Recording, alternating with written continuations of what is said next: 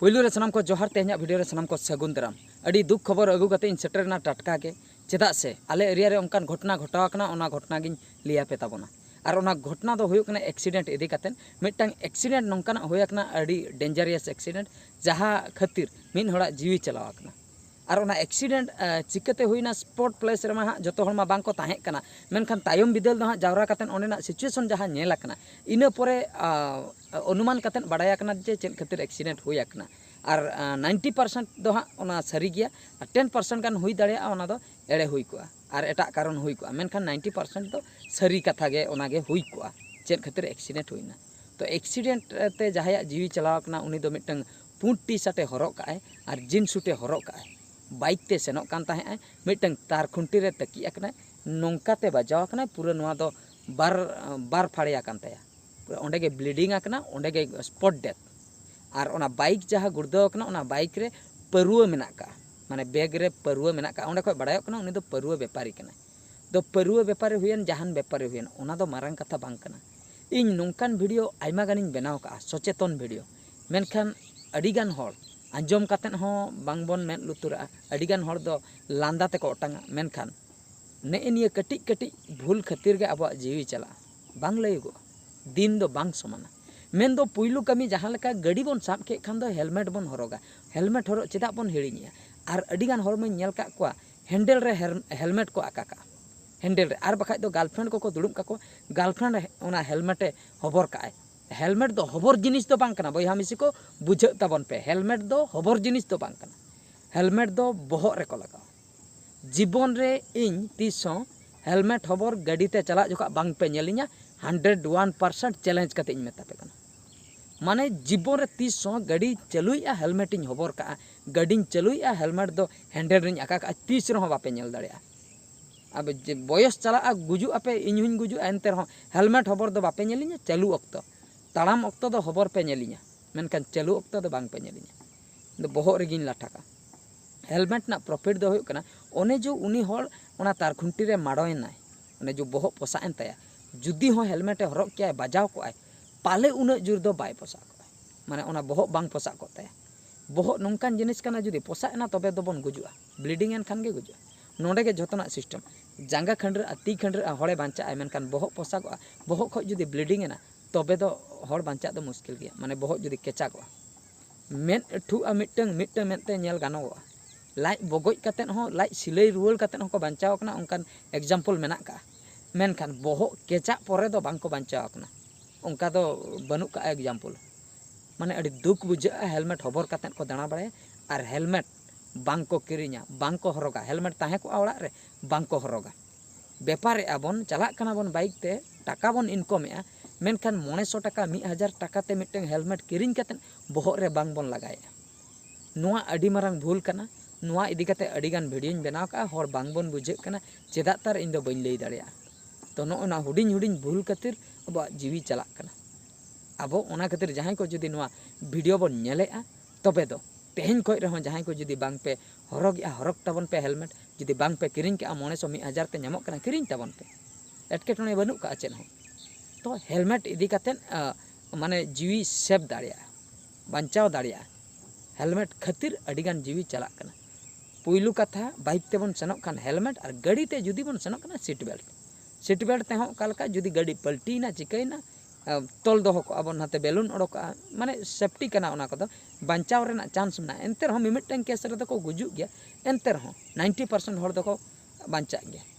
Helmet इदी कातेन are mitten कथा हुयुक कना नोआ कथा हो अड़ी धइन लई का गाड़ी जुदी बन चलुइया बुल आते दो आलो बन चलुइ जहां हड़े गoj नाय हुई दाड़िया उनी दो बुल लेनाय चेदा से किछुगान हड़ को लई ताहे जखन हानते खय बाइक हेजना उनी दो ढियो लगा अगुई ताहे मेन दो नोंडे खय बाडायोक कना उनी हड़ दो बुल लेनाय परुआ व्यापारी कनाय परुआ व्यापार तुलुई हो हुई दाड़िया उनी न्यू काय आर बखाय दो परुआ अगुई चलाव लेनाय न्यू बुल आते हेज अकनाय बखाय दो अखरिñ चलाव लेनाय अखरिñ हुई कते जहां गे बड़ती को ओनाय न्यू काय आर बखाय दो एमान तेमान कारण हुई को मेनखान बुल न्यू अकनाय चेदा से एक्सीडेंट मांग रे जहां को नेल लेदे उनी दो उनका गे ढियो चलुई ताहे बुल हल लेका ओंडे खय बाडायोक कना उनी दो बुल लेनाय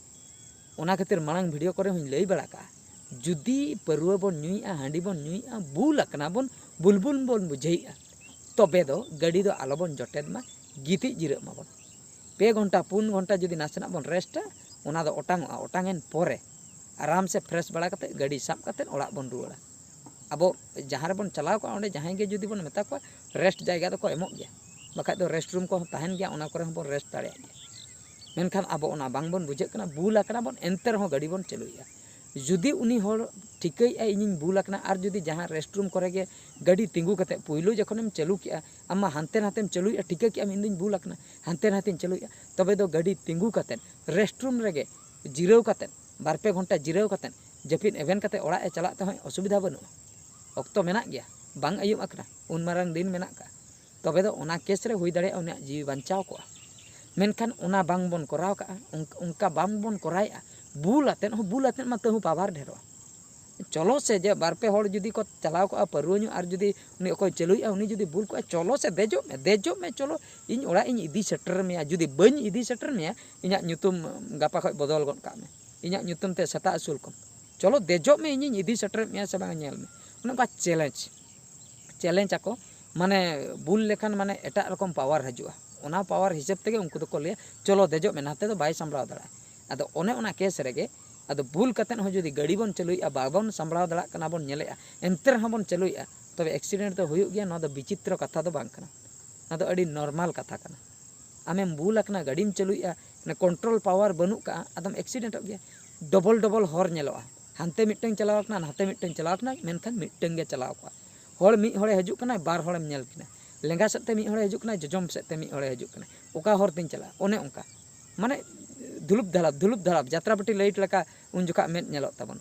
मेदते जहाना गेम कयोगा उनका नेलोआ ओना खातिर मुचाद रे उनी दो हुई दाड़े बुल आकना उनी एटा सेने लगा काए आर तार खुंटे रे धोका आकना आर ओना धोका दो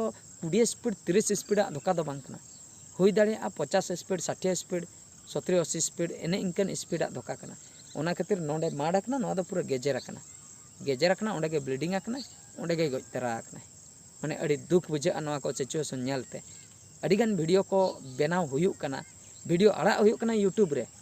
आपे को सचेतन बाखरा मेनखान एंते रहो बांग बन बुझे जस्ती इन दो दुख इन बुझे ओने जो हेलमेट हबर वाला ओना नेलते अड़ी दुख इन बुझे अरे गर्लफ्रेंड जुदी हम पछुड़े रेम दुड़ुब कदे हेलमेट दो चेदा एम हबर हचोय कना हेलमेट दो आम खातिर आमेम अगु का ओड़ा खय आम चलुई में आमेम हरगा हेलमेट दो हनी पछुड़े वाला दो चेदा एम साब हचोय कना आर पछुड़े वाला हो उना बोका उनको को भाबिया मा गुजुग में उनको को ठिकैया हेलमेट बांग हरक लेखान एक्सीडेंट को हुयुक बहुत पछा एंते रहो उनी चालू हर बाको मेता ना हेलमेट दो हरक बाखरा कना आर हरक में बांग को मेता को आको को एमा को मासे हेलमेट साब में साब का को माने 50 किलोमीटर 100 किलोमीटर को चला पछले रे कोई दुलुम को उनी गे उनका हेलमेट हबर का अड़ीगान हर दो लिया हेलमेट हरक लेखान माने बहो ललोआ कि हमालोआ मिद दिन बरसिन 2 दिन 9 दिन हमालोआ इन पर दो हल्का माने एक्सीडेंट सुमुंग खातिर दो आलोपे हरका भिंदड़ हो हुई दाड़िया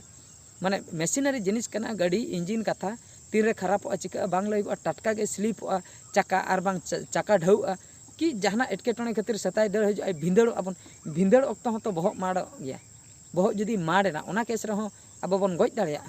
हेलमेट तहन खान दो ओंडे खय हबन सेफ बन नाम दाड़िया सेफ्टी मिटeng अब बहक सेफ्टी तहना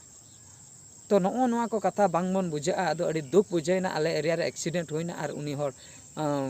पुलिस को हेज कते ना ओने पोस्टमार्टम बकरा को भेजा कदे आदो नितो धाबित ते डेड बॉडी को नाम का से बांगा ओड़ा हर बइन लई दाड़ा एंते रहो दूसरे ओना फोटोኝ देखाव पे कान तबना बहुत देखाव मा बांग गानोआ ओना ड्रेस कोड खoj गे ठिकई ताबन पे ओको ओड़ा नि हर कनाय जुदी पे खबर पे नाम का बेस कथा बाखा दो नेल ताबन पे नोआ वीडियो ओला खoj मिसिंग मेनाय कदे अवरी सेटर आय ओड़ा ते परुआ अखरेन चलाव लेनाय कि परुआ अगुई चलाव बाइक ते चलाव लेनाय जींस सूटे हरक ले टी शर्टे हरक ले तबे दो आपे हर कान गया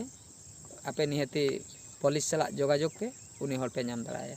ठीक गया तबे सनाम को नोआ वीडियो दो निंके गे आर मिड वीडियो रे बन नेपेला मा तबे मुचाद रे सनाम को गड जोहार।